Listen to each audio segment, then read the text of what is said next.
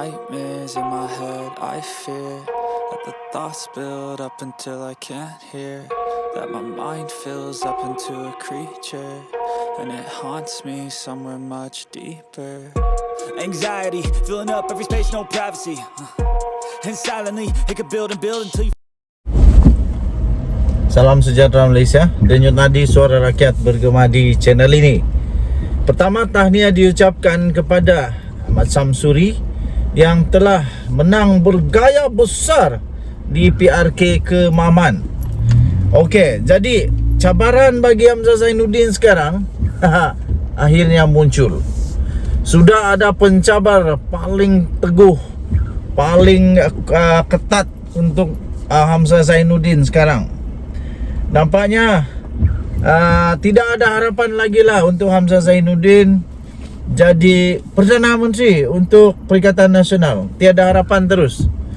Sebab PAS sudah membayangkan bahawa Samsuri adalah Perdana Menteri untuk PAS.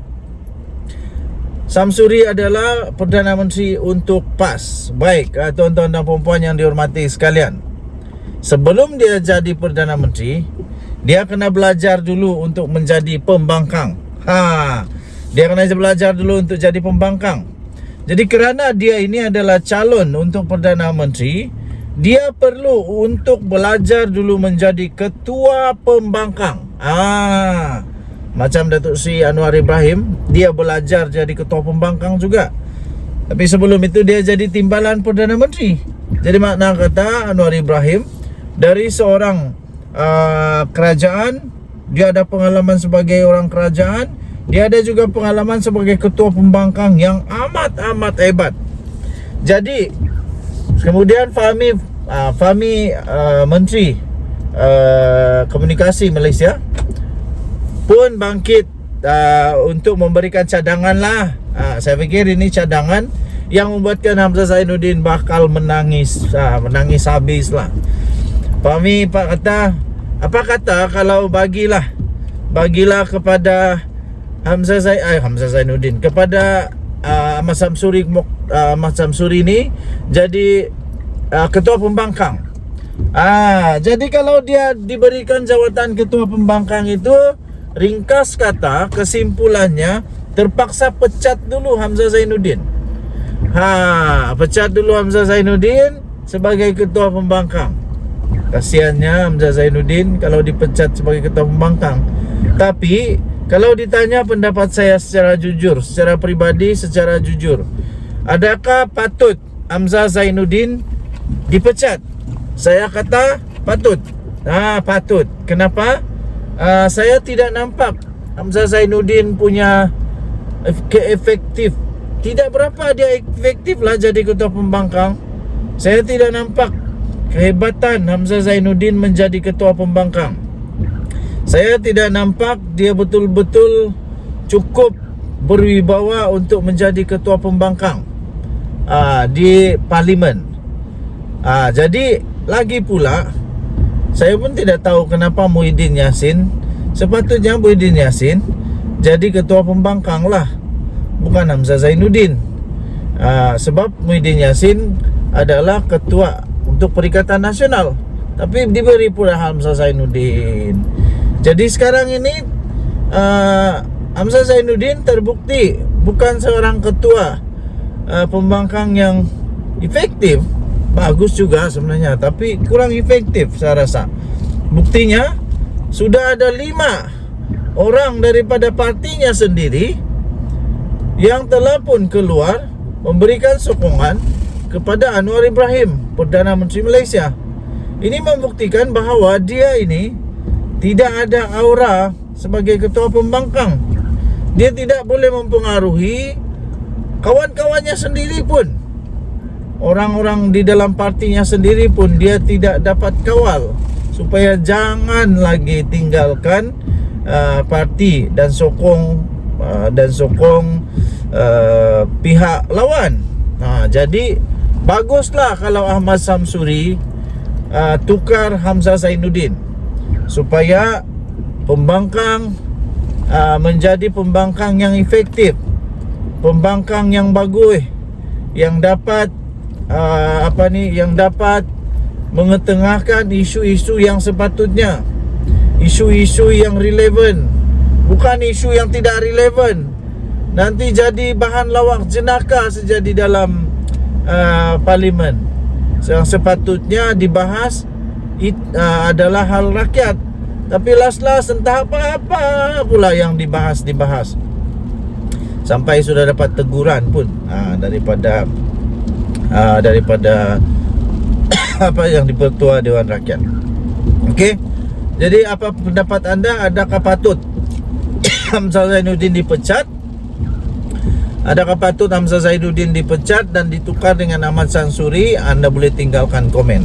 Bagi saya secara peribadi, ya baguslah, tukarlah Hamzah Zainuddin itu dengan Ahmad Sansuri. Kenapa lagi pula? Sebab sepatutnya sekarang ini kalau melihat keadaan terkini, yang sepatutnya jadi ketua pembangkang itu PAS, yang sepatutnya jadi ketua Perikatan Nasional itu PAS, bukan Muhyiddin lagi, bukan Bersatu lagi. Sebab kenapa? Sudah sikit sangat MP Bersatu dibandingkan dengan PAS. Denyut Nadi Suara Rakyat bergema di channel ini. Jangan lupa tekan butang subscribe, like dan share. Malaysia kita punya, cintai Malaysia ku, kita jaga kita. Kita jumpa lagi, bye-bye.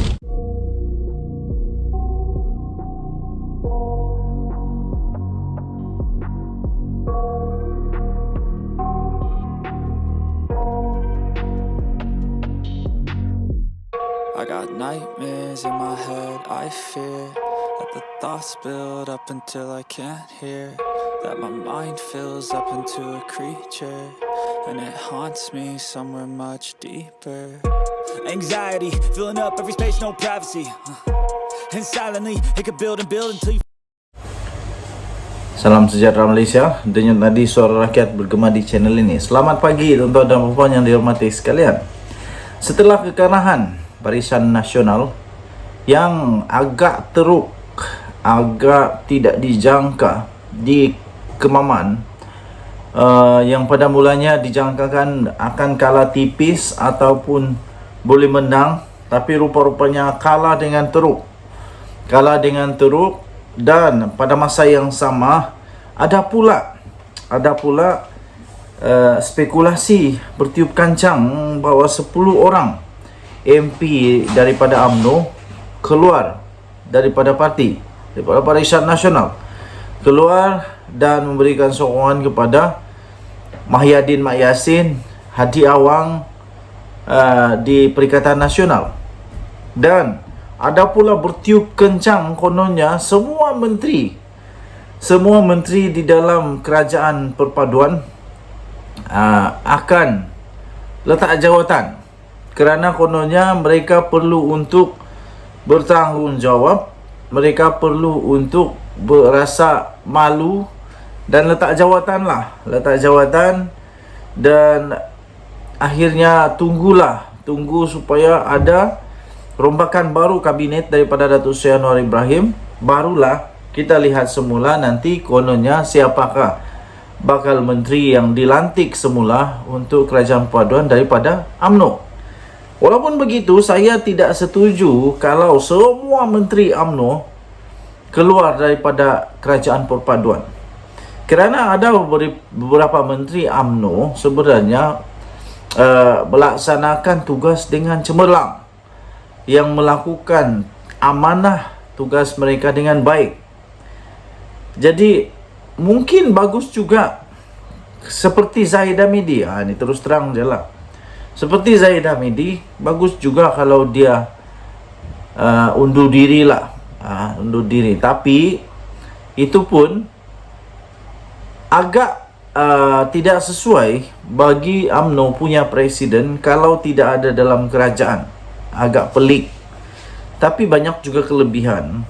Banyak juga kelebihan kalau Zahid Hamidi tarik diri daripada menjadi menteri di dalam kerajaan perpaduan. Kerana banyak juga spekulasi menyatakan antara punca kalau PH bertanding susah untuk menang, apalagi kalau BN yang bertanding selalu kalah belum pernah menang ialah kerana adanya Zahid di dalam kerajaan perpaduan. Mungkin ada kebenaran, tapi mungkin tidak benar juga. Ya, mungkin tidak benar juga. Okey, jadi spekulasi yang menyatakan bahawa semua menteri dalam kerajaan perpaduan daripada UMNO keluar daripada kerajaan, bagi saya agak tidak berasas. Kerana kalau mereka mau keluar daripada kerajaan, apa yang mereka dapat? Apa manfaat yang mereka boleh dapat? Tidak ada apa-apa manfaat. Malah mereka akan menanggung kerugian yang teruk daripada keluar daripada kerajaan perpaduan ini. Sudahlah, mereka sudah tidak ada kekuatan. Kalau keluar lagilah parah. Lagilah tidak ada lagi apa-apa yang mereka boleh harapkan. Jadi saya fikir spekulasi bahawa semua menteri keluar daripada kabinet kerajaan perpaduan ini agak tidak berasas dan hampir mustahil untuk berlaku. Dan saya fikir kalau ia pun 10 orang daripada UMNO mau keluar daripada UMNO dan beri sokongan kepada Perikatan Nasional, itu mungkin bukan daripada kalangan menteri-menteri.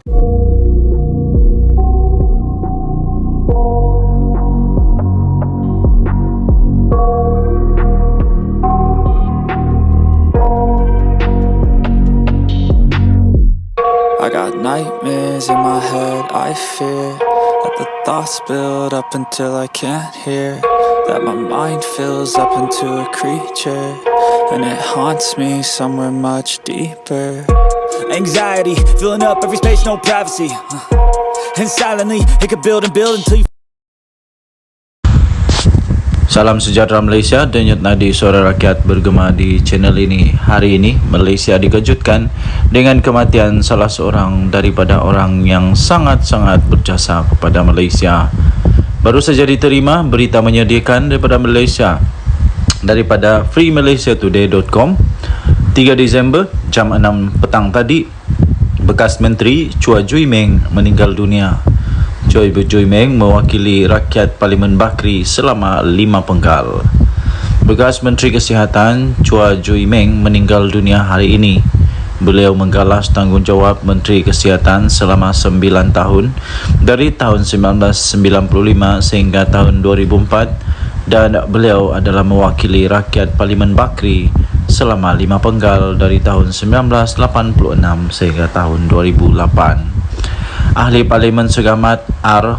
Yunus Warren memberitahu FMI pihaknya telah mendapat berita pemergian Chua daripada anaknya.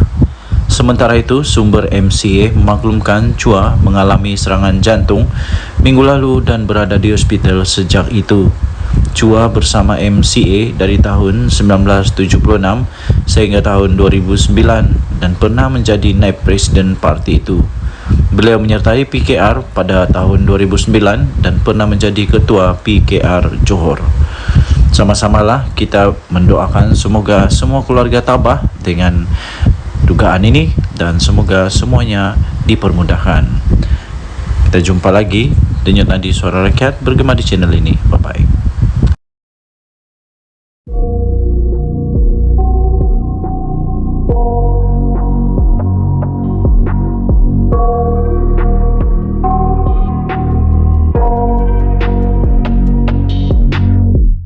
I got nightmares in my head, I fear that the thoughts build up until I can't hear, that my mind fills up into a creature, and it haunts me somewhere much deeper. anxiety, filling up every space, no privacy. And silently, it could build and build until you Salam sejahtera Malaysia. Baru tadi ada lagi ugutan kepada Perdana Menteri Datuk Seri Anwar Ibrahim. Kononnya rumah dia bakal tunggu je kena bom. Ini kawan saya kata, apalagi kawan saya pun naik darah. Meradang juga dia. Dia kata begini, orang-orang yang macam ni baguslah dibuang negara kah? pihak polis bolehlah ni cadangan dari itu kawan, tapi agak tidak masuk akal, tapi mungkin boleh dibuat. Kalau keterlaluan sudah patut dibuat, saya pun tidak pastilah. Sila berikan komen kamu. Ada kawan cakap, oh bagus dia itu, kasih siar dia punya muka, kasih bagi tahu seluruh Malaysia, ini orang ini orang yang mengugut Perdana Menteri. Lepas itu kawan cakap, kalau di Korea Utara tahu, nasib baik kita bukan Korea Utara. Syukurlah kita di negara Malaysia yang masih ada hak asasi manusia. Kalau di Korea Utara orang macam tu, apa yang dia jadi? Mungkin dia akan diseret di belakang lori di jalan raya tahu, diseret, diikat, diseret, dibiarkan sampai mati. Nasib baik kita bukan di Korea Utara. Syukurlah kita bukan di Korea Utara. Apapun, saya harap supaya pihak polis dapat mengambil tindakan sewajarnya,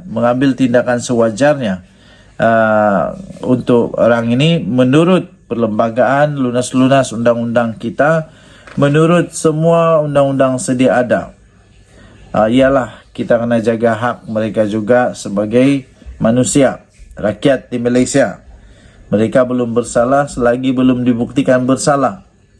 Tapi perbuatan-perbuatan sebegini harus dihentikan, harus dihentikan segera.